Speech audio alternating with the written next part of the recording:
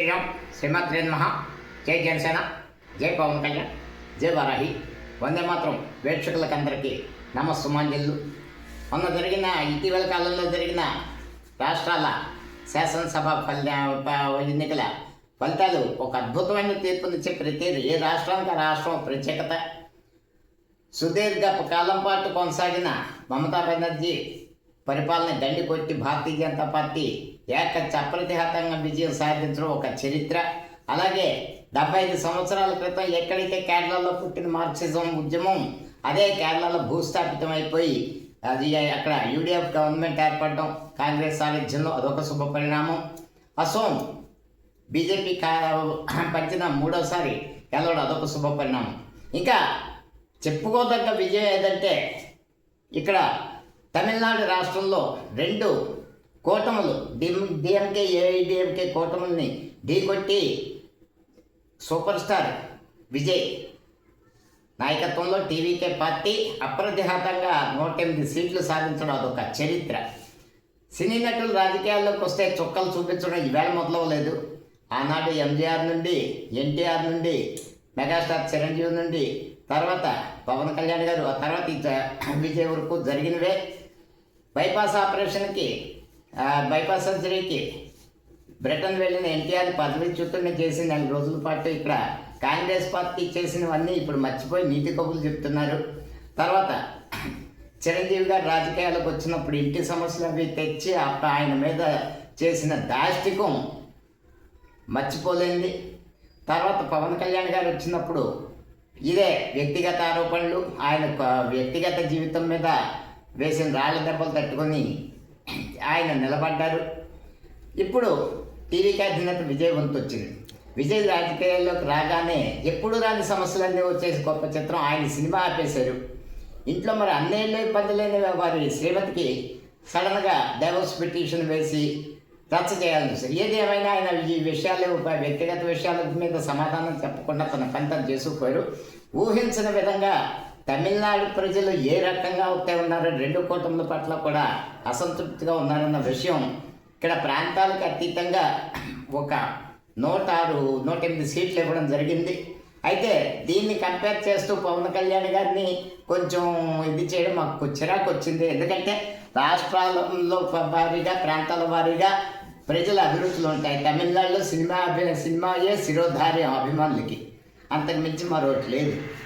ఆంధ్రాలో అలా ఉండవు, కులాలు అన్ని రకాలు వచ్చాయి.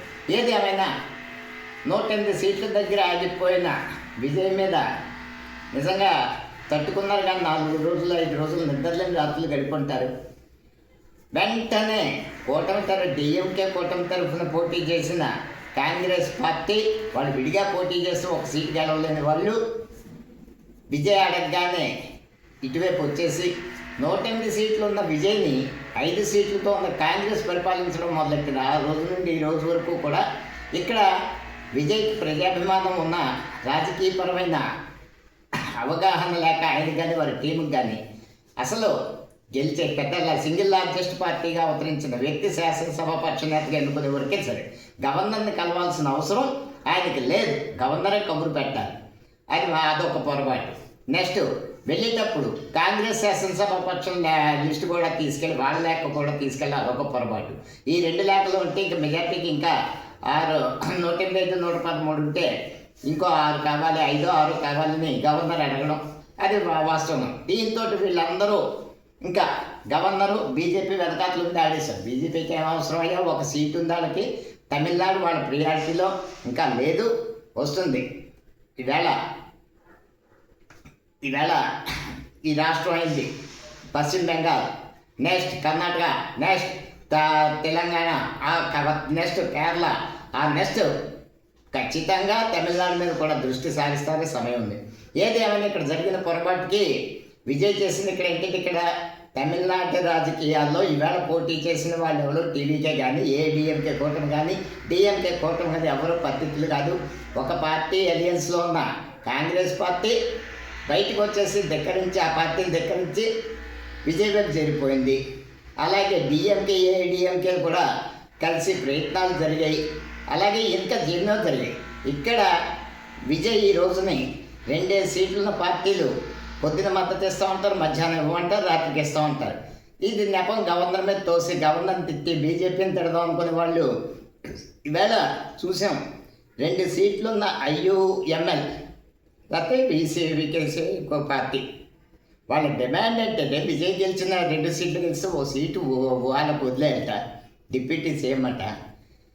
ఎలా ఈవేళ జరిగింది ఏదో జరిగిపోయింది. విజయ్కి రాజకీయ అనుభవం లేకపోవచ్చు, సరైన స్ట్రాటజీ తీసుకుని వీళ్ళ 4 పార్టీలకి ఇన్ని మంత్రి పదవులు అవి ఇచ్చి వీళ్ళు పరిపాలన ముందుకు సాగనివ్వరు. అందులోకి భస్మాసుర హస్తం కాంగ్రెస్ని ఎంత తొందరగా వదిలించుకుంటే అంత మంచిది. తమిళనాడులో అధికారం కోసం అభివృద్ధి చేస్తున్న ADMK శాసనసభ్యులు వాళ్ళు తమిళనాడు అంటే మిగిలిన రాష్ట్రాల భిన్నం, వాళ్ళ అధికారం దూరంగా ఉండలేరు, ఖచ్చితంగా చెప్పేస్తారు.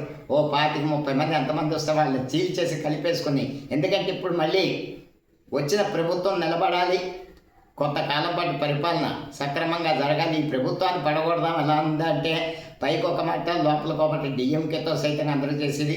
వాళ్ళ మిత్రపక్షాలను వెళ్ళి సపోర్ట్ ఇవ్వండి అంటారు, తర్వాత లాగేస్తారు. కాబట్టి వీళ్ళ మీద ఆధారపడకుండా ఖచ్చితంగా ADMK నుండి వీలైనంతమంది శాసనసభ్యులు స్థిరమైన పరిపాలన విజయం అందించాలి. నెక్స్ట్ ఆయన కూడా ప్రతి ఒక్కళ్ళని శత్రుత్వం చేసుకుంటే పనవదు. 2 కూటములని శత్రుత్వం చేసుకున్న కేంద్ర ప్రభుత్వాన్ని శత్రువు, అందరూ శత్రువులు, పరిపాలన సాగేదిలా. కాబట్టి ఖచ్చితంగా సమయానుకూల పాలన అన్నది ఒకటి చేయాలి. నేను ఇందాక చెప్పిన లిస్టులో NTR ఒక మొండి వ్యక్తి కాబట్టి ఆ రోజు నిలబడ్డారు. చిరంజీవి గారు మృదు స్వభావం కాబట్టి నిలబడలేపారు. పవన్ కళ్యాణ్ గారు ఏంటో ఆయన స్టేచర్ ఏంటో పడి లేచిన ఒక తరంగం అంతే. కాబట్టి ఆయనలాగా అందరికీ అవ్వదు. ఈ పోలికలు అవి చేసరికి మాకు చిరాకు వచ్చి ఈ ద్వేషాలు ప్రబలే. కానీ మాకు అటువంటి ఈరోజు ఖచ్చితంగా ద్రవిడ పార్టీల ఆధిపత్యాన్ని గడ్డి కొట్టి తమిళనాడులో ఒక స్థానం సంపాదించిన విజయ్ సుస్థిరమైన పాలన అందించాలంటే అదే ద్రవిడ పార్టీని చీల్చి తన బలం పెంచుకొని ఈవేళ ఆవిడైతే గొంతెమ్మ కోరికలు కోరి వీళ్ళందరినీ పక్కకు పెట్టి సుస్థిరమైన పాలన అందించాలి. దానికి కేంద్ర ప్రభుత్వ సహకారం అవసరం. ఇచ్చిన ఎలక్షన్ వాగ్దానాలకి నిధులు అవి కూడా సొంత కరెన్సీ ప్రింటింగ్ అది రాష్ట్ర ప్రభుత్వాలకు ఉన్నది. కాబట్టి కేంద్రంతో సఖ్యత పాటిస్తూ రాష్ట్రాన్ని అభివృద్ధి పథంలో నడిపిస్తూ మరింత రాటుదేరి సినీ నటులు కూడా ప్రజా జీవితంలో వాళ్ళు అక్రమంగా సంపాదించరు, తీసుకున్న ప్రతి రూపాయికి ట్యాక్స్ కడతారు. కాబట్టి వాళ్ళకే పరిపాలించే అధికారం ఉంది.